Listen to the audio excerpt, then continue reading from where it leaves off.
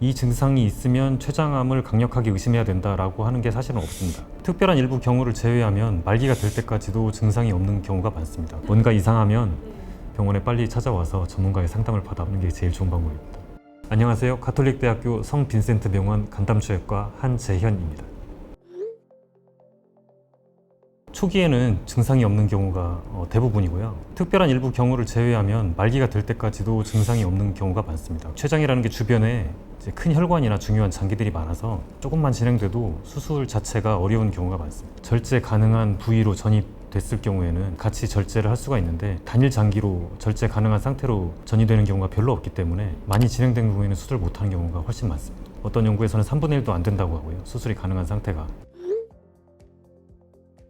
췌장암의 증상이라고 이제 나오는 것들이 대부분 다 비특이적인 증상이라 이 증상이 있으면 췌장암을 강력하게 의심해야 된다라고 하는 게 사실은 없습니다. 찾아보면 상복부 통증, 소화불량, 체중 감소 이런 것들이 다 상복부 이제 소화기관에 공통적으로 발생하는 증상이고 사실은 병이 없어도 살면서 얼마든지 생길 수 있는 증상이기 때문에 췌장암을 시사하는 특별한 증상이 있느냐 하면은 사실 없다고 봐야 됩니다. 뭔가 이상하면 병원에 빨리 찾아와서 전문가의 상담을 받아보는 게 제일 좋은 방법입니다.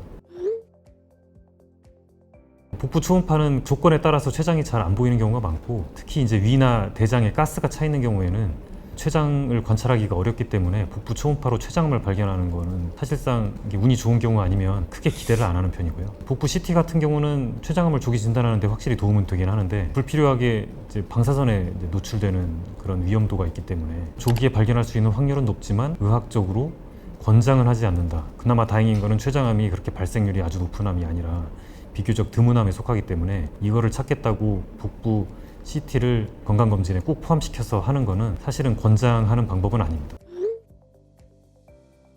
복부 CT 사진부터 이제 시행을 해서 췌장암이 가능성이 있는지를 확인을 하고 췌장암 가능성이 높다라고 하면 이제 췌장 MRI를 찍어서 정확한 상태와 다른 곳 전이 여부 이런 거를 확인을 한 다음에 내시경 초음파 같은 거를 이용을 해서 조직 검사라고 하죠. 그거를 해서 암이 맞으면 수술에 들어가서 절제를 한 다음에 수술로 치료를 종료할지 수술 후에 항암 치료 같은 보조요법을 추가로 시행을 할지를 결정을 하게 됩니다.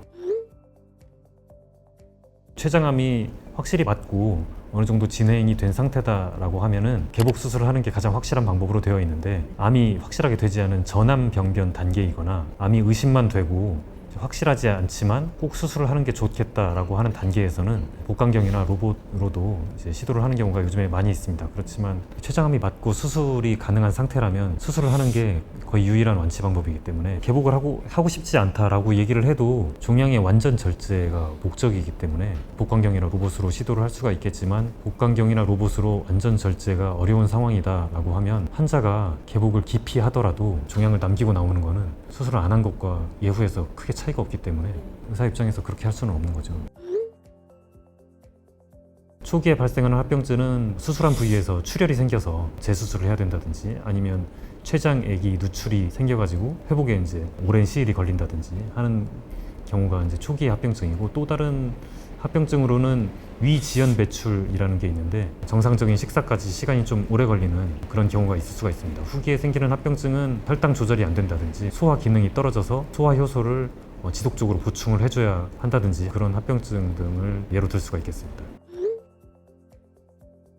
아무래도 수술을 많이 하는 병원이 합병증 발생 비율도 낮고 수술 후 결과도 더 좋을 확률이 높은 건 사실인데 환자 입장에서 알 수 있는 방법이 사실 없죠. 제 생각에는 우리나라에서 이제 대학병원이라고 간판을 붙이고 있는 큰 병원들이면 수술 실력 같은 거는 상향 평준화되어 있기 때문에 어느 정도 규모 이상의 큰 병원이다 하면은 수술 성적에서는 제가 볼 때는 큰 차이는 없을 거라고 생각합니다.